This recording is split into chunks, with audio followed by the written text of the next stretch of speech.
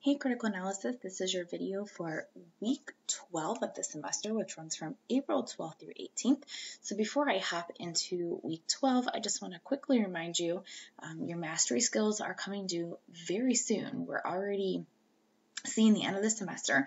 So when you click into mastery skills, look, you have multiple that have been open now for a while, and there is a video to go with every single skill, at least one post-test. You can always do post-test 2 if you need to, if you want to do a second one, but we are getting down to the end now where this week's will go with author bias, and that will be open by the time you're viewing this video. And then you'll see that there's just a couple left toward the end. So please make sure that you are working on your mastery skills. It is 25% of your grade. And so mathematically speaking, because you need an 80% or higher to pass the class, you cannot pass the class without having mastery skills completed. Okay, so make sure that you are on there, and I've been emailing a few of you if I've noticed that you've been behind. All right, so week 12, chapter 9. As I mentioned in my chapter 8 video last week, that this kind of connects to chapter 8. Chapter 8 and 9 go together. And so chapter 8, we started talking about like author bias, but we also focused on author purpose and author attitude and tone and things like that. This chapter focuses just on bias, and so it was introduced in chapter 8 and then it continues in chapter 9. So as always, I have my textbook up and running behind me here, and then in the materials folder, there's the PowerPoint if you want to pull that up, and then of course your vocabulary is always going to be in that separate video, which will be uploaded above your quiz. So you will have that vocabulary video up there. For this week, you have, just like every other week, your text and skill practice sheet. You have a homework assignment and your discussion board. So let's go ahead and look at the lecture. So this chapter is on bias, but it's all based in business, entrepreneurship in particular. So the world of business and then owning your own business specifically. So that's what all the readings will relate to. So if you look here, it says the author's bias. Which one of these reveal bias? Cities should be designed for the pedestrian, not the automobile. There are more channels than ever before on cable television. The current system of voter registration is a sham. So if you look, the word sham is showing bias. It is a negative word. Bias can also be positive, but using that word really throws off the entire sentence into like a personal bias the author must have. So bias, again, as a reminder, since I did talk about this a little bit in the previous week, bias is something that is opinionated. It is the way an author feels about a topic. It can be positive or negative. So if an author is biased, they might be only highlighting the good or only highlighting the bad. To be able to determine this, you look to see, are they using words that are going to show their opinion? Are they using facts or opinions? So if you cannot tell if there's a positive or a negative attitude, that means it's unbiased. It's just, here's the information. This is factual. It's straightforward. Also, if they're presenting both sides very equally, that is also another way to determine that if something is unbiased, if they're giving you the good and the bad pretty equally. So those are ways to determine bias. Other things to kind of pay attention to when we talk about this topic of bias is these different definitions. Credibility is how qualified someone is for writing. And then reliability is whether you can trust the author to give you a fair analysis of the topic. So I always like to kind of use like sports stars for this example. Let's say LeBron or Michael Jordan, whoever, they were advertising and trying to have, in a commercial, have you buy a certain basketball shoe. Are they credible? Yeah, they're qualified, right? They are definitely credible. They're expert basketball players. They know what they're talking about. Are they reliable? Here's where you would want to kind of question, like, okay, well, wait, are they getting paid a lot of money to say this? Yeah, if they're sponsored. So can I 100% trust that they're giving me a fair analysis? Maybe not. I mean, they might really like the shoe, but there's that money piece in there as well. So that's the difference. Like credibility, are they qualified for writing? So you look at the author, do they have degrees, experience, education, are they reliable? Are they giving you a fair analysis? You also need to know the difference between an expert or an authority, someone who is a specialist on a topic, and someone who's just an advocate who may know about the topic, but they don't necessarily qualify as an expert. They just defend a particular point of view. All right, so how do we recognize author bias? Just basically, again, some things you want to look for. As always, what's the topic and the main idea? Look for positive and negative word choices. So are they using words that paint something in a good or bad way? Do they have a particular tone? Remember, like an attitude, a way something sounds. And so look to see, again, if there's opinions or facts in the writing. Okay, so, and then if you wanted to, when you pull up the PowerPoint, there are some practice paragraphs in here where you can try to find where the bias might lie. You can see there's a couple different paragraphs, and the slide in between will give you the answer. So if you wanted to do a little bit of practice on your own further with this, you are welcome to. All right, so that's the meat of author bias. So your homework, when you pull that up, chapter 9, pull up chapter 9 practice here, you're going to see detecting bias. You're going to read each paragraph, and there's really not that many paragraphs. There's only 4 paragraphs, and I know they're a little bit longer in length, but still only 4 paragraphs. And your job is to read each paragraph and see if there is bias is present, and if so, is it for or against. So in each of them, you're going to see 3 options basically: bias in favor, bias against, or no bias. And you'll see that in each one, bias in favor, bias against, no bias. So as you read, basically be looking to see, are there indications that the author feels a certain way about this topic? Is it positive? Is it negative? Is it sarcastic? Is it straightforward? If there's no indication of how the author feels, that means there's no bias. Okay, so that's what you're doing. And however you want to do this is fine. If you just want to highlight the answer, whatever your answer is, go and highlight it. Or if some people like to do an insert shape and do a little circle, whatever works for you, or underline it, whatever you like to do. When you're done, of course, you'll go into the Dropbox and you'll make sure that you submit that by Sunday the 18th as part of your week 12 assignments. Okay, so let's go ahead and open up. We have week 12, chapter 9 is entrepreneurship. As always, I encourage you to read the little objectives and the introduction to the discipline. Even if you're not in the discipline of business, some of this is interesting and relevant because we all patronize businesses. Some people in our family might even own small businesses. So it is relevant in that way. All right, and then again, as always, you have a discussion post that is based off the questions here. And in our Blackboard course, you can see here is the prompt. It says, many people believe that there is no heart in business. This brings up the debate as to whether business and ethics can coexist. Express your opinion on this topic and share some examples based on your personal experience. So basically what this is asking is, sometimes people believe businesses, big business in particular, doesn't care about people. They just care about profits. They care about money. Whether they're doing the right thing or not, it doesn't matter as long as they make money. And so this is saying, do you think that people can be ethical and make money at the same time? Or those two things, can they coexist? And so this is just kind of your opportunity to talk about that and maybe share an example or an experience. So make sure you post that by Wednesday for week 12 attendance. And then again, make sure you're responding and interacting with classmates to get those participation points for this semester. Some of you have done really well. You've already participated over 10 times. A few of you have not participated at all. So you really want to make sure that you get in there, because I do kind of keep a spreadsheet for those participation points. All right, so now we're going to bring up the Chapter 9 text and skills sheet.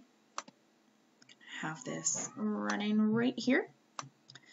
Okay, so you can see it's just a 1-page this time, and we're going to start with this reading right here, the China OK's iPhone. So I'll go up here, and I'm going to click right here, the China right here. We're going to click here, and as always, I am going to recommend that you pause the video at this point and read the article. This is about iPhone 6. You can see it's a little dated, but it particularly relates to kind of security and issues with the Chinese and how it's over there in the U.S. government regulations. So again, I encourage you to pause. come back to it. Okay, so hopefully you have now read the article, you've paused the video, you've read the article, and on our text and skills sheet, you can see we are answering questions 3, 4, 5. 3, 4, and 5 multiple choice. So I'm going to scroll down. I'm going to have you go ahead and answer question 3, the main idea of the article, so that you make sure that you've read the article and come up with basically the thesis statement, what is the article about. But let's look at number 4. We're going to try to pick some bias. It says the iPhone 6 will be sold in China from October 17th after rigorous regulatory scrutiny led to Apple Inc. reassuring the Chinese government that the smartphones did not have security backdoors through which agencies can access users' data. So in the passage above, China is what? Bias against Apple in U.S., bias in favor of Apple in U.S., completely unbiased, or bias in favor of the government. Well, you can see that there is some scrutiny. The Chinese government, had to keep reassuring the U.S. agencies. So China is biased against Apple and the U.S. agencies. They feel like they had to keep reassuring, and there's some scrutiny going on. So that word scrutiny really does kind of throw it in there to let you know that there is bias against. So number 4 is A. All right, let's look at number 5. Apple won approval to sell the phones after also addressing risks of personal information leaks related to operating systems diagnostic tools, China's Ministry of Industry and Information Technology said on its website on Tuesday. So the passage above the author is what? Which one of these is correct? Biased against Apple, biased in favor of Apple, biased against China, or completely unbiased? As I read this, I kind of look and see okay, this is just some information. So this would be an example of completely unbiased. They're just giving us facts. There's no positive or negative type words. So we're going to say number 5 is D. All right, so make sure you go back and you answer number 3 so that you can finish that part right there. All right, part B then, this is specifically working on author bias in regard to certain passages. Passages 1, 2, and 4 on 496 and 497. So I'm going to click into here. I'm going to go back here and actually it was in here. So I'm going to go focus skill. I'm going to click on that and practicing the skill, and here they all are. So you are doing passages 1, 2, and 4. So I'm going to go ahead and I'm going to do passage 1 with you at least. So passage 1, inflation occurs when widespread price increases occur throughout an economic system. How does it threaten stability? Inflation occurs when the amount of money injected into an economy outstrips the increase in actual output. When this happens, people will have more money to spend, but there will still be the same quantity of products available for them to buy. As they compete with one another to buy available products, prices go up. Before long, high prices will erase the increase in the amount of money injected into the economy. Purchasing power, therefore, declines. Okay. So in each of these, you are answering question 3. Each one will ask, what is the author's attitude? So how is this author presenting? And basically what we're asking is there bias in favor, bias against, or unbiased? So when I look at this paragraph, to me, this is just kind of telling me about inflation. The author doesn't necessarily say oh, inflation is a great thing or inflation is a bad thing. It's just telling me what inflation is and what it does. So to me, I'm going to go ahead and put that there is no bias. Unbiased. So I'm going to go ahead and put unbiased.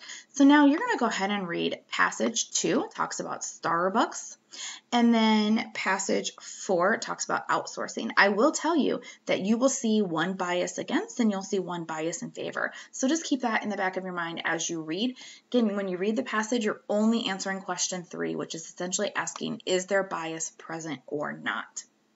Okay, so that should wrap up part B there.